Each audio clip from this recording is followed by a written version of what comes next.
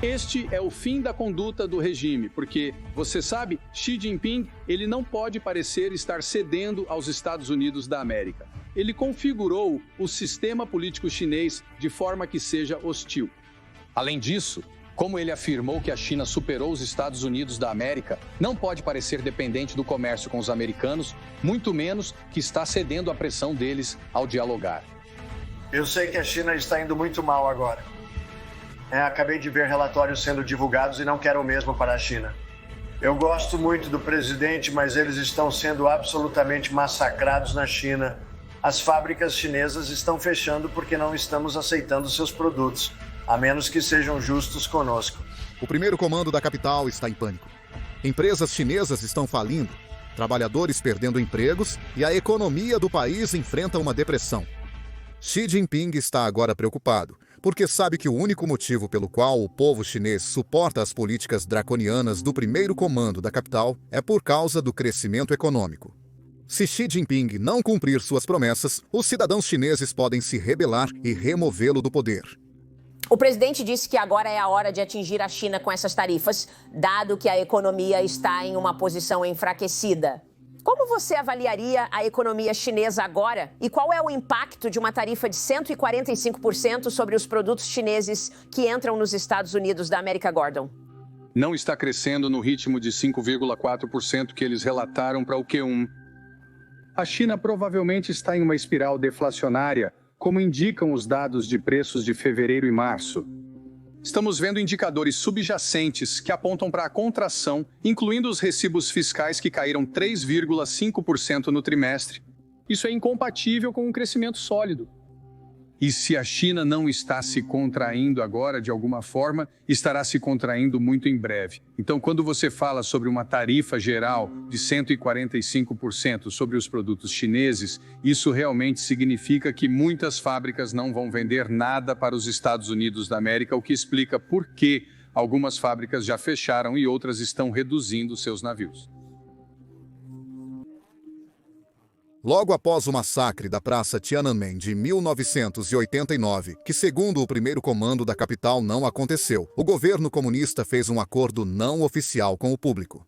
O governo proporcionaria um rápido crescimento econômico e, consequentemente, melhores padrões de vida para os chineses. Em troca, o público não se importaria com o poder excessivo do primeiro comando da capital sobre os direitos individuais. É uma troca que os cidadãos chineses fizeram, embora provavelmente não seja uma que muitos de nós faríamos. Olhando para a história da China, é possível entender o motivo deles agirem assim. Nos últimos 2000 anos, a China sofreu milhares de fomes e cada uma delas matou milhões de pessoas. Não havia segurança alimentar, estabilidade política e nem paz. Para aqueles que viram entes queridos morrerem de fome, qualquer acordo seria aceito, desde que trouxesse esperança de uma vida melhor para si e seus filhos. Isso é exatamente o que o primeiro comando da capital ofereceu, uma vida melhor a qualquer custo. Desde então, o objetivo do primeiro comando da capital é o crescimento econômico e a redução da pobreza. Em troca, o público renunciou a direitos inalienáveis, como a liberdade de expressão, liberdade de imprensa e o direito de criticar o governo. Agora, no início, isso meio que funcionou. A China abriu seu mercado para o mundo e ingressou na Organização Mundial do Comércio. Parecia um bom negócio para o público, pois conseguiram o que queriam. O comércio proporcionou décadas de crescimento consistente, transformando a vida dos cidadãos. A economia cresceu e o Produto Interno Bruto per capita disparou. O Produto Interno Bruto da China passou de $300 per capita nos anos 1990 para mais de $5.500 em 2010. Em questão de 2 décadas, a riqueza média dos cidadãos cresceu 20 vezes. Chineses que nasceram em aldeias pobres conseguiram comprar arranha-céus na cidade em apenas uma vida. Eles passaram de não ter nada para ter acesso à eletricidade, aviões, carros, geladeiras e muito mais. Se você é um cidadão chinês com padrões de vida em rápida melhoria, está disposto a fazer compromissos com o excesso de alcance do governo.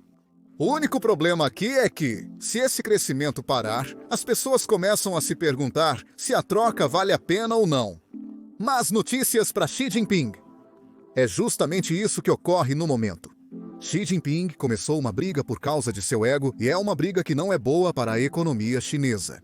O primeiro comando da capital publicou recentemente os dados econômicos da China para o primeiro trimestre. Segundo dados do primeiro comando da capital, a economia chinesa cresceu 5,4%. Porém, esse número perde o sentido quando analisamos mais profundamente. Se estivéssemos calculando o crescimento econômico dos Estados Unidos, somaríamos o crescimento econômico de todos os estados. Crescimento populacional do Texas, Nova York e Califórnia. Fazemos isso para cada estado, somamos tudo e obtemos o crescimento econômico do país. O contrário também é possível. O crescimento econômico dos estados pode ser comparado com o crescimento econômico do país, divulgado pelo governo, para verificar se são consistentes. Na China, os números não somam exatamente, pois, independentemente dos dados secundários que apoiam o número compartilhado pelo Partido Comunista Chinês, os dados simplesmente não batem. Já falamos sobre como o Produto Interno Bruto, o índice de preços ao consumidor, está diminuindo. Falamos sobre como a receita fiscal chinesa está diminuindo, enquanto o Partido Comunista Chinês afirma que o Produto Interno Bruto chinês está crescendo. Hoje, abordaremos uma das métricas prediletas da mídia estatal da China. Sempre que os Estados Unidos da América publicam dados econômicos, a mídia chinesa gosta de apontar que o consumo de eletricidade está diminuindo, sugerindo que o governo americano está mentindo sobre o crescimento econômico. Eles argumentam que nenhuma economia no mundo pode crescer sem aumentar o consumo de eletricidade. Enquanto isso, eles esquecem que empresas como o Google podem funcionar com eletricidade 24/7. Mas, se ganharem mais dinheiro, não consumirão mais eletricidade. Os computadores e servidores só funcionam 24 horas por dia. Não há mais horas. O Google não consumirá mais eletricidade apenas por estar aumentando seus lucros. Mas, novamente, a mídia estatal chinesa não se preocupa tanto com fatos. Aqui, quero usar a própria lógica deles contra eles. Porque na China, no primeiro trimestre, o consumo de eletricidade chinês caiu, enquanto o primeiro comando da capital afirma que o Produto Interno Bruto está crescendo. A mídia chinesa evita falar sobre o consumo de eletricidade desde a divulgação desses dados. Eles não desejam que o povo chinês aplique sua própria lógica aos números, assim como fez o presidente taiwanês aqui. Recentemente, a República Popular da China, nosso vizinho, comemorou seu 75º aniversário em 1º de outubro. Em poucos dias, a República da China celebrará seu 113º aniversário. Do ponto de vista da idade, a República Popular da China absolutamente não pode ser a pátria do povo chinês. Ao contrário, são os chineses que podem ser o povo das 75 anos. O que vocês acham? De qualquer forma, voltando à economia chinesa, o problema para Xi é que a economia da China depende muito dos Estados Unidos da América, mas ele não pode dizer isso publicamente. Todo esse tempo, ele tem dito ao povo chinês que a China é autossuficiente, é um país rico e não depende de mais ninguém, especialmente dos Estados Unidos. Desde o início da guerra comercial, ele insiste na mídia estatal, propaganda do primeiro comando da capital, que a China não negociará com os Estados Unidos da América a menos que retirem todas as tarifas. É aqui que ele enfrenta seu primeiro problema. Porque a economia está em queda, outros países estão negociando com os Estados Unidos, então a China meio que tem que negociar. Caso contrário, não terá a menor chance. É exatamente por isso que a China já começou a se curvar, piscar ou negociar. Chame do que quiser. Primeiro, eles removeram as tarifas sobre os produtos dos Estados Unidos da América que estavam sendo importados para a China.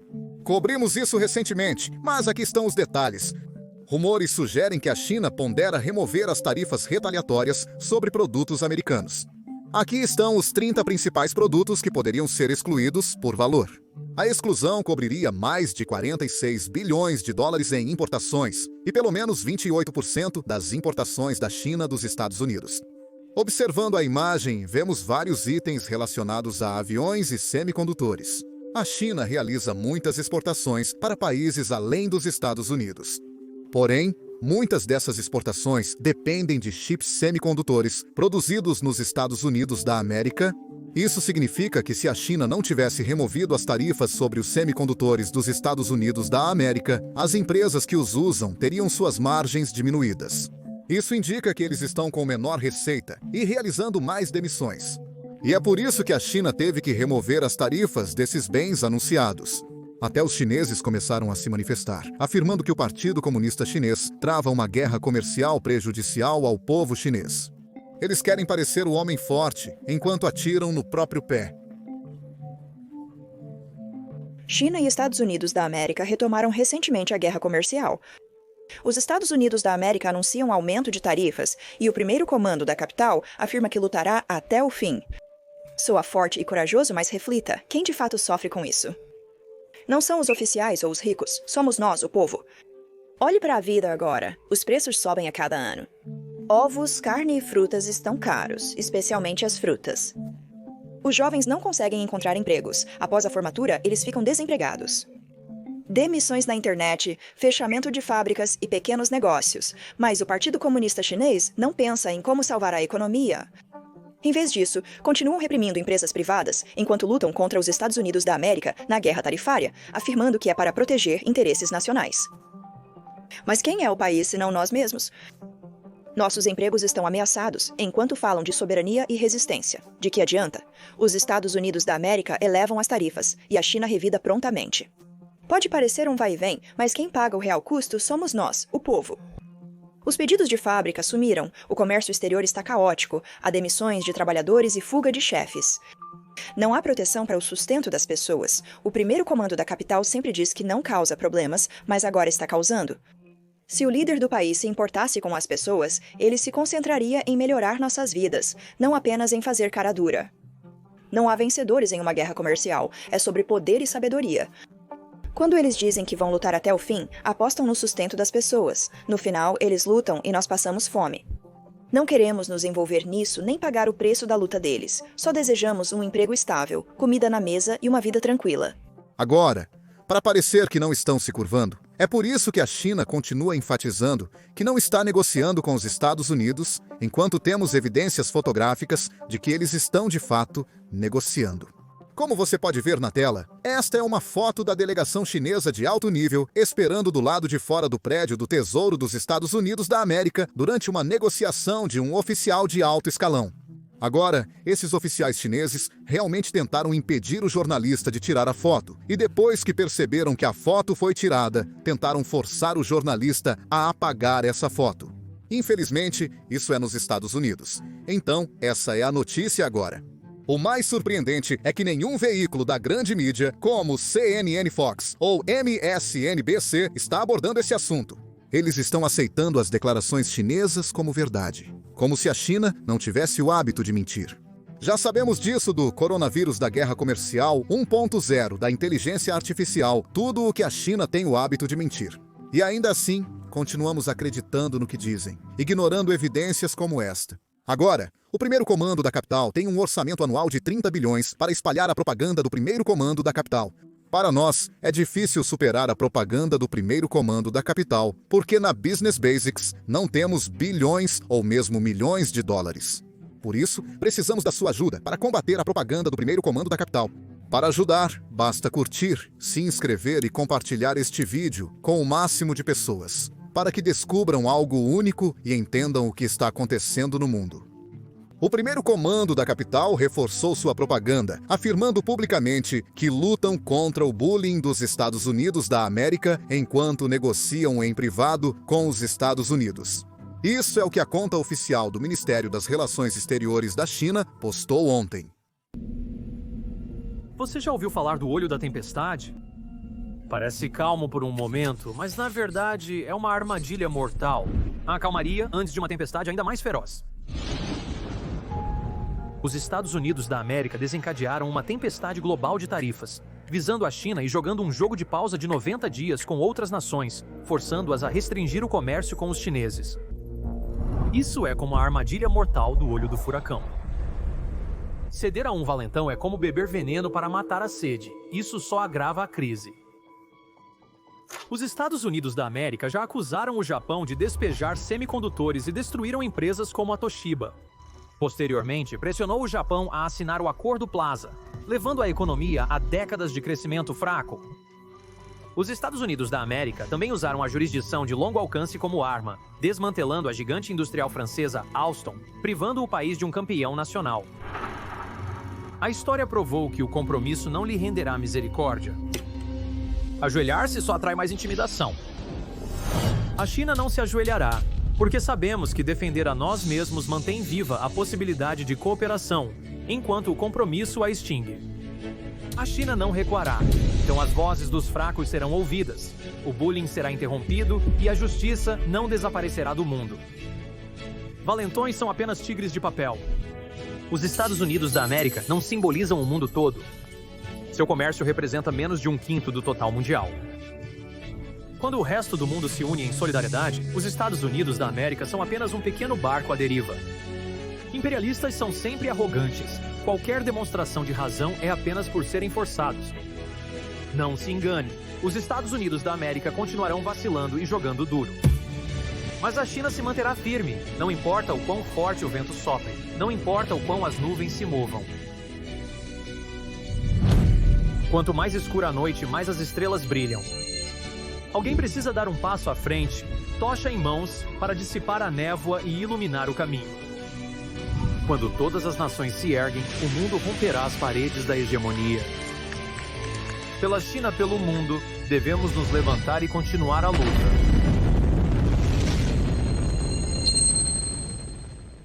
Vamos analisar isso, porque eu acho que merece uma olhada adequada, certo? A China acusa os Estados Unidos da América de serem inconsistentes. Vamos ver quem realmente está sendo inconsistente. Xi Jinping pegou o seu jato Boeing particular, o avião presidencial chinês, para visitar 3 países do Sudeste Asiático, Vietnã, Malásia e Camboja. Enquanto ele voava em seu luxuoso avião americano, ele proibiu as companhias aéreas chinesas de comprar da Boeing. Bem, como acabamos de cobrir anteriormente neste vídeo, Xi Jinping foi forçado a revogar essas proibições, porque as companhias aéreas não conseguem manter o avião que tinham e os aviões chineses simplesmente não são confiáveis. Basta olhar para este avião fabricado na China que está deitado no chão de uma fazenda.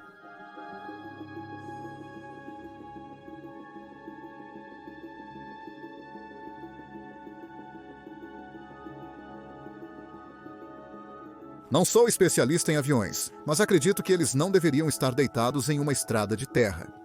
Mas, prosseguindo, Xi visitou todos esses países porque queria se aproximar deles.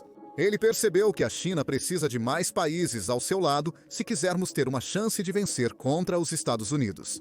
Bem, adivinha? Assim que Xi Jinping deixa o Vietnã, os líderes vietnamitas encomendam 26 F-16s. Não parece que o Vietnã quer estar do lado chinês. Na verdade, quero que Xi Jinping repita sua declaração a todos os países, mantendo os pedidos à indústria de defesa dos Estados Unidos da América. Enquanto Xi Jinping estava pousando no Camboja, o governo cambojano convidou um navio de guerra japonês para atracar em sua base naval recém-construída. Xi Jinping provavelmente não esperava esse tipo de recepção. Por fim, temos a Malásia. Você se recorda de como Xi Jinping obrigou as empresas aéreas da China a retornarem seus novos aviões Boeing? Adivinhe quem está disputando a compra desses jatos agora? A Malásia, Índia e até a Rússia, que está sob sanções que a impedem de comprar aviões dos Estados Unidos da América, estão tentando entrar. Esses países não parecem muito ansiosos para apoiar a China. Então, o que Xi Jinping faz depois que ele volta para a China, ele envia um aviso para todos os países do mundo. Ele afirma que se um país fizer um acordo comercial com os Estados Unidos da América, a China retaliará contra esse país. Para mim, isso parece mais indecisão. Primeiro você tenta se aproximar, depois avisa a todos e tenta se aproximar de novo. Basicamente, ele está em pânico e está tentando tudo e qualquer coisa que ele tem. Mas adivinha o quê? Os países não levam o aviso chinês a sério devido à proximidade da Índia de um acordo comercial com os Estados Unidos da América, Japão e Coreia do Sul. Parece que um desses 3 países será o primeiro acordo comercial a ser anunciado, servindo de modelo para os demais perceberem o que os Estados Unidos da América buscam. Isso levará a uma série de acordos comerciais visando isolar a China. Sean, me desculpe, você tem algum comentário sobre se algo poderia acontecer esta semana ou na próxima? Para um acordo, então você sabe, você disse ontem... Novamente, eu acho que estamos muito perto da Índia e na Índia, de uma maneira engraçada, é mais fácil negociar com eles do que com muitos outros países, porque eles têm tarifas muito altas e muitas tarifas. Então, é muito mais fácil confrontar as tarifas diretas quando, à medida que passamos por esses acordos comerciais injustos que foram implementados ao longo de décadas, as barreiras comerciais não tarifárias podem ser muito mais insidiosas e também mais difíceis de detectar. Então, um país como a Índia, que tem as tarifas postadas e prontas, é muito mais fácil negociar com eles.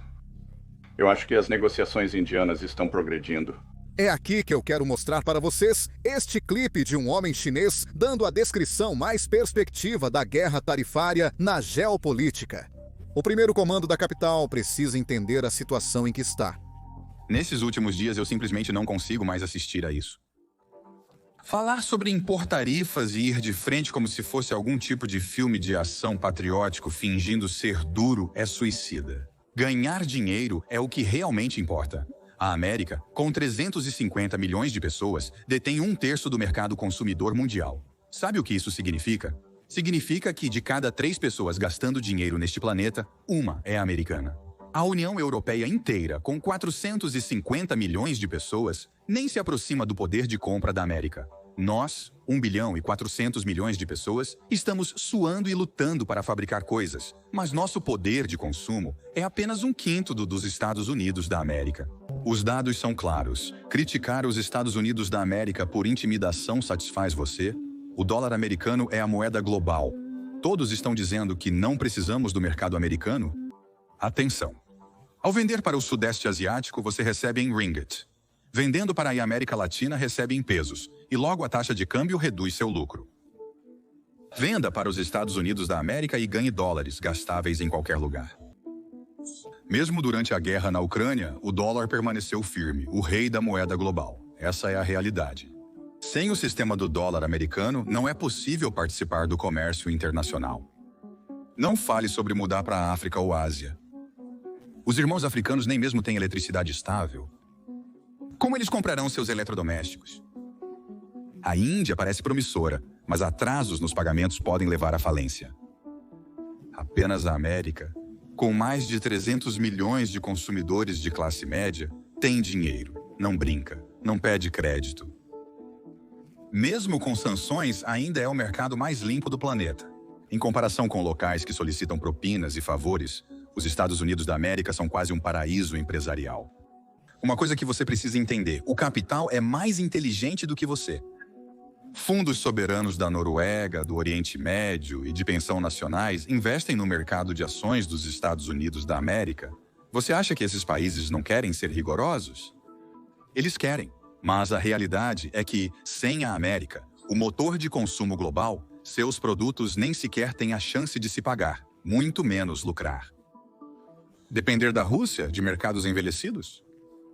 Esses países estão ocupados vendendo recursos para sobreviver. É simples criticar a hegemonia americana, mas árduo lidar com a realidade. A base da cadeia industrial global é simples. Quem tem o poder de compra é o chefe. Os Estados Unidos da América, com apenas 5% da população mundial, absorvem 1/3 do consumo. Domínio total do mercado. Pode parecer tirânico, mas é inegável. Quando 70% da produção e 80% das reservas estrangeiras dependem das exportações e do comércio, perder o mercado dos Estados Unidos da América corta a linha de vida. Os que gritam preferem que não vençamos os Estados Unidos da América, atentem-se. Pessoas precisam comer, empresas precisam pagar salários. O governo precisa arrecadar receita. Confrontar os Estados Unidos da América só leva à destruição mútua. E quem sofre no final? O trabalhador da linha de montagem, o pequeno proprietário de fábrica, a pessoa comum tentando ganhar a vida com as exportações. Diante da enorme pressão do mercado, agir duramente é apenas estupidez. Se for necessário ceder para negociar, então ceda. Se necessário, faça concessões. Agora é mais importante garantir comida na mesa do que manter o orgulho. Digo isso como um estudante do ensino médio. No mundo dos negócios, o orgulho não importa. Ele só respeita a oferta e a demanda. O mercado dos Estados Unidos da América importa. E isso é apoiado por dados, não slogans. Em vez de gritar e posar, devemos descobrir como lucrar dentro das regras deles. Quando tivermos dólares suficientes, poderemos discutir a modernização industrial e a desdolarização. Caso contrário, é tudo bobagem. Não há vergonha em se humilhar para ganhar dinheiro. Arriscar a subsistência das pessoas por orgulho é a verdadeira estupidez. Na minha visão limitada, se submeter-se ajuda as pessoas a viverem melhor, então não há nada de errado em ganhar dinheiro assim.